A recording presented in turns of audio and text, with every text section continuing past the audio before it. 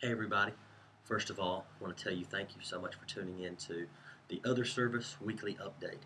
I am in the top of the youth room, kind of just looking down, thinking about our day this past Sunday, and really excited. We had a truly awesome service this past Sunday, and I want to invite you to be back with us this Sunday um, as we continue in our series called God Questions. And this week we're going to be asking the question, what if life with God is not perfect? Sometimes discovered in my own life is even though I'm a follower of Christ, even though I believe wholeheartedly in the entire story of the gospel, all the way from the virgin birth to Jesus being at the right hand of the Father, the whole story of Christ Himself as we know it. Um, Even though I believe all that, it's still not easy. Things still happen. People still get sick. I still have to go to funerals because people still die. Um, Life with God is not perfect. Um, and that's what I've kind of been thinking about this morning is how in the world do I convey such a message to you? And I've discovered that I can't because life with God is not perfect. Um, I, as a teacher of God's Word, will never be perfect. I'll never be good enough to teach His Word. I'll never be good enough to explain the depths of sin and in addition to that, the depths of God's response by grace. So this Sunday, I want you to show up and just hear what God has to say, because it's not my words, it's God's.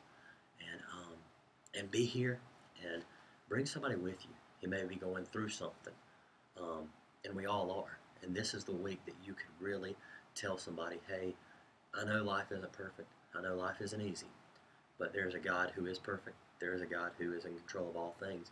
And we're going to talk about this week and how we can somehow respond um, to such a gracious God. So check us out this week. In addition, if you were one of our regular attendees, thank you so much for being part of the service. And thank you for being willing to serve in the service. For all of you who were part of our servant team, these past 2 or 3 weeks, we've had some 20 different people step forward and are willing to serve in a new way. And we're going to have even newer people this week. So every week we're introducing new people that are serving in some way. So thank you for being part of that. But if you're not serving in any way, we'd love for you to serve. You can contact myself or Alan or Haley or Micah, and we'll tell you exactly what that means and how you can serve. You can talk to Bobby as far as our follow-up with people. If you want to be part of the service to where you want to follow up with people who attended the service, we'd love to have you. So if you're part of the service and you want to get involved in what God is doing, you want to take ownership in the service, we'd love to have you. So contact one of us. And then finally, I want to talk to you for a second about our goals.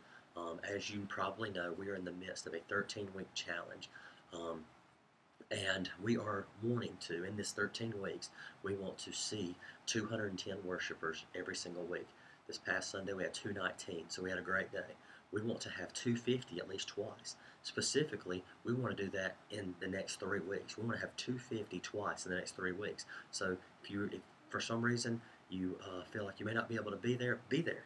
Invite somebody to be there. So be there these next 3 weeks, and let's see if we can't fill up the room for good and truly experience worship, packed worship together.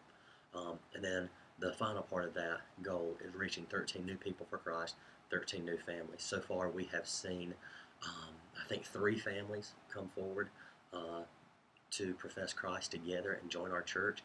And on top of that, we've had about 5 or 6 different people say that they want to be baptized here at Brushy Creek because they see what God's doing in spite of us. So we're still wanting to reach, about 8 or 10 more individuals, and we want to still reach about 8 or 10 more families. So we want you to be part of that. If you are thinking about looking for a new church home, check us out, Brushy Creek, the other service.